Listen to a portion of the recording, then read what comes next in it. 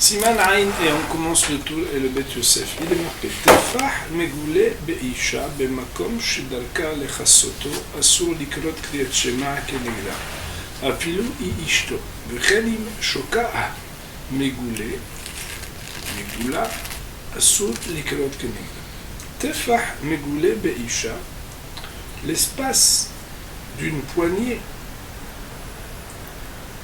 dénudée chez une femme, Bemakom Shedarka Lechassoto, à un endroit de son anatomie qui d'habitude est habituellement donc recouvert, Asur Likrot Kriyat Shema Kenegda, il sera interdit de lire le Kriyat Shema en face de cette partie-là. Afilu Ishto, et même s'il s'agit de sa propre épouse. Autrement dit, il y aurait une halakha ici que la définition de ce qui est interdit ne dépend d'abord pas du fait que ce soit ton épouse ou non, et pas du fait qu'elle soit dans une période où tu n'as pas le droit de regarder certaines parties ou non. C'est que le fait qu'habituellement ces parties-là soient recouvertes fait que pour Kriyat Shema, on n'a pas le droit, même de sa propre épouse, de pouvoir prononcer le Kriyat Shema devant cette partie du corps. Et aussi, choc, on va parler ici de la cuisse, si sa cuisse est découverte, alors on n'aura pas le droit de lire. Bien entendu, à Botaï, on a l'impression qu'ici c'est redondant. Pourquoi ? Parce que étant donné qu'on dit que dans la première partie, si une partie du corps a l'habitude d'être couverte, si elle est découverte, alors on n'a pas le droit de lire. A priori, pourquoi avoir besoin de parler ensuite du choc ?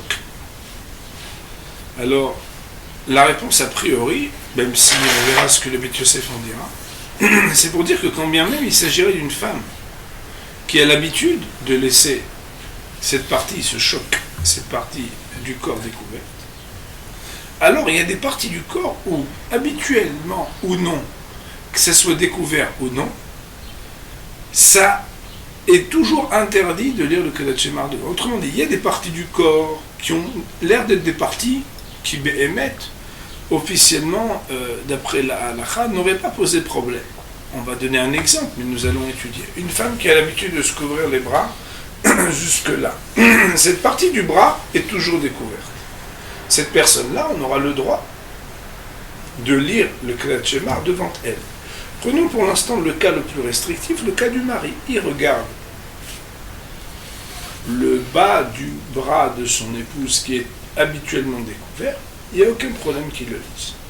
Par contre, si quelqu'un d'autre a une épouse qui se couvre toujours jusqu'ici, alors, à ce moment-là, si elle se découvre, je ne sais rien, pour cuisiner, pour quelque chose ici, il n'aura pas le droit de lire le Kriyat Shema devant cette partie du corps.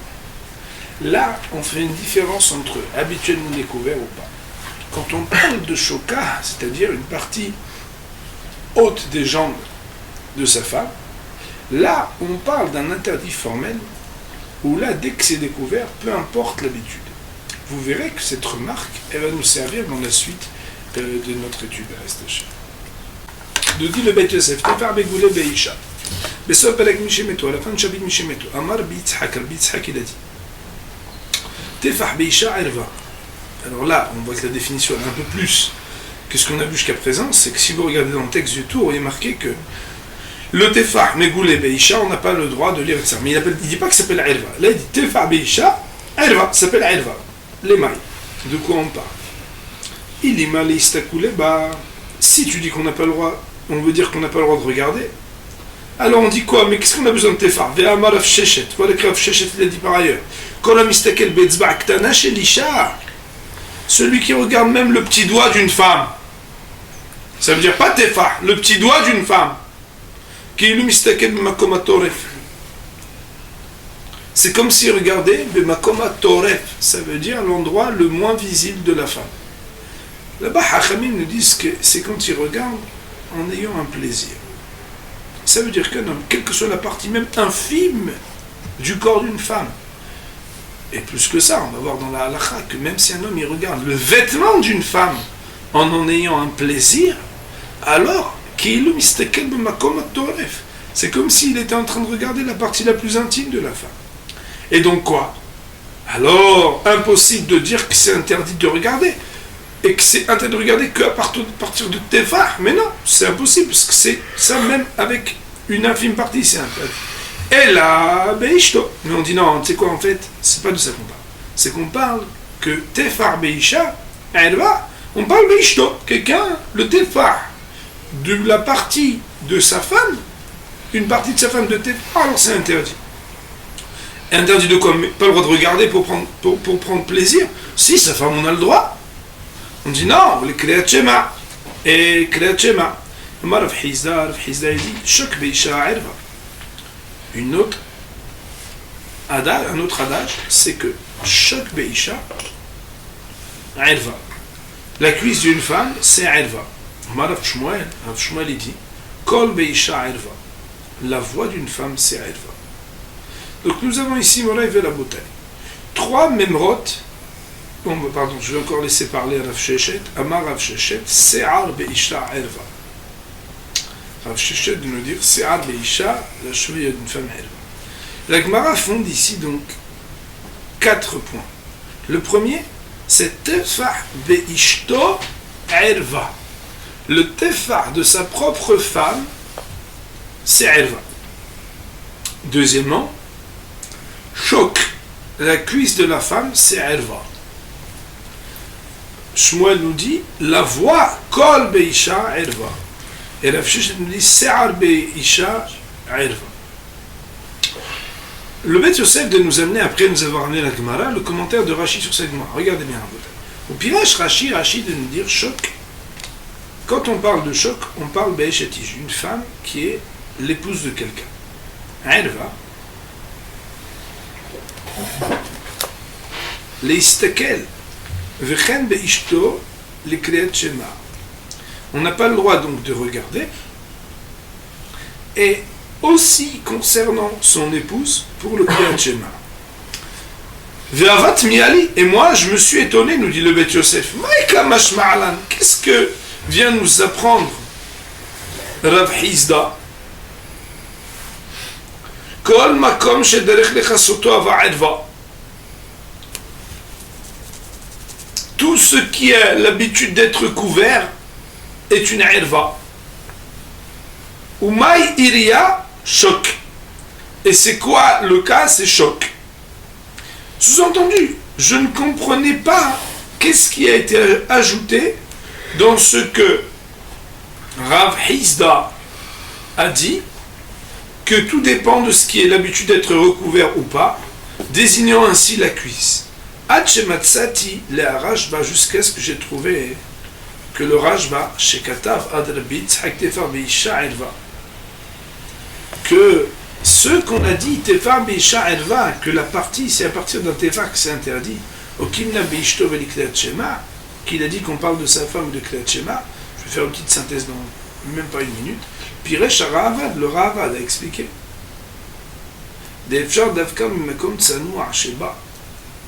que Yecholiot, que tout ce que sa propre femme n'a pas le droit de regarder un tefah, c'est quand c'est un endroit qui est d'habitude un endroit pudique. Et Rav Hizda aurait rebondi à cela en disant des chocs beisha, mais comme Tsanoa, ve'erva ou. Vous savez, le haut de la jambe d'une femme, nous dit Rav Hizda, ça s'appelle l'endroit justement qui aurait dû être pudique. Ça s'appelle Erva. Ve'afilou le gabé ba'ala. Et même concernant son propre mari. Autrement dit, il existe une première manière d'expliquer comme Rashi, c'est que quand on parle de choc de la cuisse, on parle de la partie du corps qui est interdit de regarder d'un homme vis-à-vis de la femme d'un autre. Mais ici, le commentaire qui est cité, c'est pour dire non, pour justement définir c'est quoi la partie du corps, l'archétype, le stéréotype de la partie du corps qui doit être habituellement recouvert, c'est justement le choc. Et donc on parle même pour son propre époux. Et même si pour un homme, c'est pas un endroit qui nécessite une pudeur, alors quand même pour une femme, ça sera. Aval, mais il en ressortirait Rabotai, que Panea, Yadea, Veraglea, Vekol Dibura,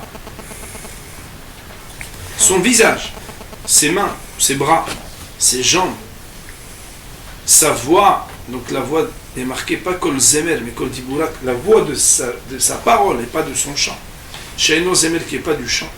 Ou Sahara Mihutz Letsammata, et ce qui dépasse de sa natte couverte, c'est-à-dire la partie de son cheveu qui dépasse sa natte, Sheino Mitkase qui n'est pas d'habitude recouvert, En Hosheshim Laem, on n'a pas à être craintif, ni Peneshe Regil Baem, parce qu'il a l'habitude de les voir, Velotarid, et il ne sera pas déconcentré. Adkan Leshono. Voici les paroles du Rajba, citant le commentaire du Rav. Je synthétise parce que c'est un petit peu difficile ici. Après que on ait pu dire Tefah Beisha Erva, qu'une partie qui s'appelle Tefah, c'est-à-dire la mesure d'un Tefah, d'une poignée sur une femme, elle est Erva.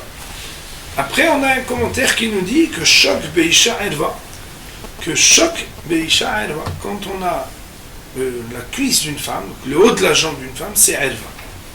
Commentaire de Rashi, c'est de dire que quand on parle de choc, on parle de la femme de quelqu'un d'autre. Alors que quand on parle de Tefah Beisha, on parle de sa propre femme. C'est pour dire que l'homme, même sa propre femme, il y a des choses qu'il n'a pas le droit de regarder. Seulement, la question c'est de savoir qu'est-ce que vient nous apprendre Rav Hizda, après qu'on a déjà l'enseignement de Rabbi Yitzhak. Pourquoi? Parce que si déjà ta propre femme, tu n'as pas le droit de regarder les parties qui sont recouvertes, alors de quoi on parle quand on a besoin de dire la femme de l'autre? Ça c'est déjà dit, c'est déjà inclus, on n'a pas besoin de te dire. Réponse, c'est selon le commentaire du Rav qui dit non, on parle de sa propre femme.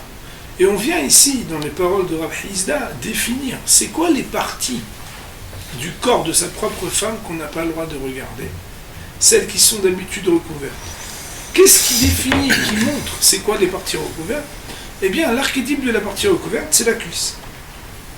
Et de là, on comprendra, du commentaire du Raavad, des permissions. C'est que, ce qui n'est pas comme la cuisse, c'est-à-dire les bras, les jambes, le visage, la voix quand elle parle, ou bien le cheveu qui dépasse sa natte, qui couvre la majeure partie de sa chevelure, alors il n'y aura pas de problème. Nous dit le Beth Yosef.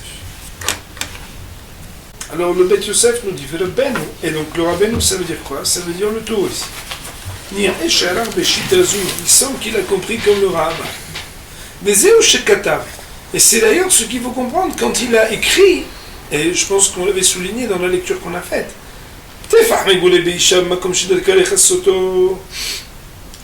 Une partie de Tefar qui est dénudée, alors que c'est l'habitude de le recouvrir. De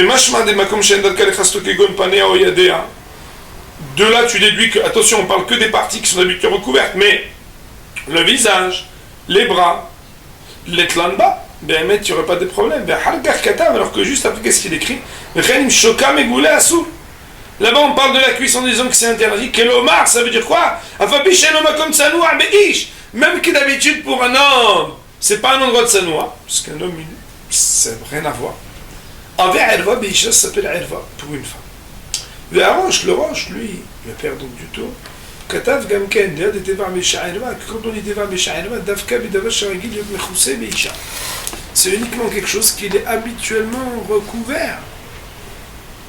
Le Katav Harod, et il a écrit aussi le Roche, Davka Beharite. C'est uniquement par rapport à l'autre, Aval Be'atzma, mais elle-même, sous-entendu. Si elle veut lire qu'elle a tchema, mais qu'elle a la cuisse découverte. Abrina le'el. Voilà que Behemet, on a dit plus haut, que la femme elle-même, si elle veut lire, Yoshevet Aruma avec Otsa Halata. La femme, elle peut s'asseoir quand elle est dénudée. Otsa Halata, on avait vu, je crois, ça veut dire qu'elle fait en sorte de couvrir sa partie inférieure. Et donc on voit que la femme vis-à-vis d'elle-même, est-ce qu'elle a un problème de irva, de cette partie de son corps qui est découverte? Non. Ren katava rajbo, et c'est ainsi aussi qu'a écrit le rajbo. Shok beisha irva, en disant que la cuisse de la femme c'est irva, vedavka la heri, c'est uniquement pour les autres, vela anashi, et pour les hommes, mishumiru, parce que ça mène à une pensée. Aval le'atzma, mais pour elle-même, lo, non. Vous voyez qu'ici, la notion qui est introduite dans le Rajbo, c'est de parler homme ou femme. On va voir un peu plus tard, est-ce que pour une autre femme, la cuisse d'une femme, elle est considérée comme irva ou pas? On va voir dans un instant. Parce qu'on avait vu plus haut qu'une femme, quand elle est toute nue, elle a le droit de s'asseoir, et du moment qu'elle couvre sa irva, parce qu'elle est assise, alors elle aurait le droit de lire le Kriyat Shema. Je vous demanderai de prendre le petit Aleph en bas qui est Darkei Moshe. כתוב בהגאות מימוניות פרק ג' להלכות קריאת שמע, בעניין תפח דווקא באשתו אבל באישה אחרת אפילו פחות מתפח. Il en ressort, c'est comme ça qu'il amène dans בהגאות מימוניות, que tout ce qu'on a besoin de tefah, c'est uniquement pour sa propre femme. Mais באישה אחרת, une autre femme, אפילו בפחות מתפח, même avec moins que tefah. Ça veut dire qu'une personne qui est en face d'une femme, qu'elle a moins même que tefar de quelque chose qui devrait être couvert, alors il n'a pas le droit de lire le Kriyat Shema. Le Katav Rosh, le Rosh il a écrit Od de plus encore. Amay de Amrina, sur ce qu'on a écrit, Kol Beisha Erva, la voix d'une femme c'est Erva. Pirouche, ça veut dire l'ishmoa, d'écouter même. ולא לעניין קריאת שמע, même pas besoin d'arriver à קריאת שמע, סתם d'écouter la voix d'une femme, c'est ערווה. ולכן השמיט רבנו כל באישה. C'est pourquoi, dans le tour, il n'a même pas marqué que la voix d'une femme, c'est ערווה. Sous-entendu, étant donné que ce n'est pas une loi qui est propre à קריאת שמע, mais c'est une loi qui est générale, pas besoin de le mettre dans le קריאת שמע, il faut le mettre ailleurs. אבל המונטרי, mais le montri, lui, כתב, il a écrit, Beshem Rabbeinu Ay, au nom de Rabbeinu Ay Gaon, de Chol Anet, que tout ce qui a été dit dans la Gemara là-bas, les Inyan Kriyat Shema, que tout ce qui a été dit, c'est que pour votre Kriyat Shema, Vechen Ketub Be'ol Ma'id, comme ça c'est écrit dans Kol Ma'id, et Kol Zemer, Afilu Be'ishto Erva, que la voix du chant, même pour sa propre femme qui est en train de chantonner, c'est Erva. C'est Erva. Pourquoi? Pour Kriyat Shema, c'est comme ça que le Godnomiot est écrit, Beshem Rabbeinu Tam. Et là, je kata un mortrait Beshem Rehem. Si ce n'est que le mortrait écrit au nom du Rehem, il kach asur lomar davar shebikdusha beshmi'at kol shil shel isha. Que Behemet, on ne pourrait dire des paroles de Kedusha en entendant la voix du chant d'une femme. Ba'avonotenu, et par nos fautes, ben agoïm anu yoshevim. Nous nous trouvons parmi les nations. Et c'est un moment où pour appliquer les commandements d'Hachem et faire Toratecha, on s'appuie sur ce verset qui nous permet parfois de déroger au principe de la Torah. Il car c'est pourquoi on ne peut s'empêcher d'étudier la Torah, même lorsqu'autour de nous, il y a parfois des concerts et des chants de femmes qui sont aramaot, qui sont des aramis. Autrement dit quoi? Autrement dit que Béhémet, quand on n'a pas le choix, alors on n'a pas le choix, mais dès qu'on a le choix, on n'a pas le droit. Rabbeinu Yonah et Rabbeinu Yonah, Katavida écrit Gam Ken Dekol Bisha Erva, que la voix d'une femme c'est Erva, Kriyat Shema pour Kriyat Shema, ou et c'est uniquement quand elle est en train de jouer la musique. Pardon, Menagenet, ça veut dire elle chantonne, elle cantine. Mais quand elle parle, Kedarka habituellement, Moutad sera permis. Vous vous rendez compte, Rabodé, qu'il y avait une avamina de dire que n'importe quelle voix, c'est interdit.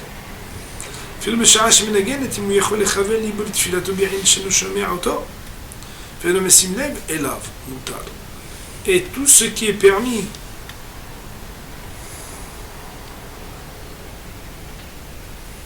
pardon. Et même quand elle chantonne, s'il peut se concentrer à sa prière et ne même pas entendre, et qui ne fait pas du tout cas, Moutar, ça serait même permis. Velo l'afsi kriyato, il n'a pas à s'arrêter de prier ou de réciter. Rien que chez Megoulé, Tefah. Oh, et ça c'est le hidouche de Rabbeinu Yonah. Et aussi quand on dit qu'il y a Tefah Megoulé, qu'il y a un Tefah qui est dénudé, Assour, que c'est interdit, et là, chez Mistakelba, c'est uniquement quand il le regarde. Aval Bereya Be'alma Moutar. Mais quand c'est juste parce que c'est en face de lui et qu'il ne regarde pas, ça serait permis. Adkan et Shonov aussi les paroles de Rabbeinu Yonah. Nous dit là-dessus le Darke Moshe, Aval Bemortri Mashma Sham de l'Omane A'lamata'ain, mais dans le Mortri, il semblerait là-bas que juste être en face sans regarder, ça ne marcherait pas non plus. Autrement dit, ici, le Beth Yosef nous amène différentes opinions, et il faudra qu'il tranche dans le Shulchan Aruch pour qu'on sache exactement ce qu'il en pense, pour savoir que d'une part, le Roche, et c'est d'ailleurs certainement ce qu'a pensé le tout, l'interdit d'écouter la voix d'une femme, c'est un interdit qui n'a pas à voir uniquement avec l'interdit de Kriyat Shema, de la récitation du Shema. Mais dans l'absolu, entendre la voix d'une femme qui chante, ça serait quelque chose qui est interdit. C'est pourquoi le tour ici n'en rappelle même pas la loi concernant Kriyat Shema. C'est une loi qui est générale et qui n'est pas seulement dans Kriyat Shema. Il amène par contre d'autres opinions, notamment celle de Rabbeinu Yonah, qui dit que la loi ici n'est que dans Kriyat Shema, et d'ailleurs, autant pour la voix que pour le Tefah Megoulé, si quelqu'un arrive à rester concentré, malgré la voix, sans entendre et prêter attention à cette voix, ou bien être en face d'un Tefah de Isha, sans regarder, mais juste en étant en face, alors lui, il permettrait de lire le Kriyat Shema. Cependant, le Darke Moshe de nous dire que dans l'opinion du Mordechai, il semblerait qu'il ne suffise pas de ne pas prêter attention, parce que le simple fait d'être en face, déjà, poserait un problème.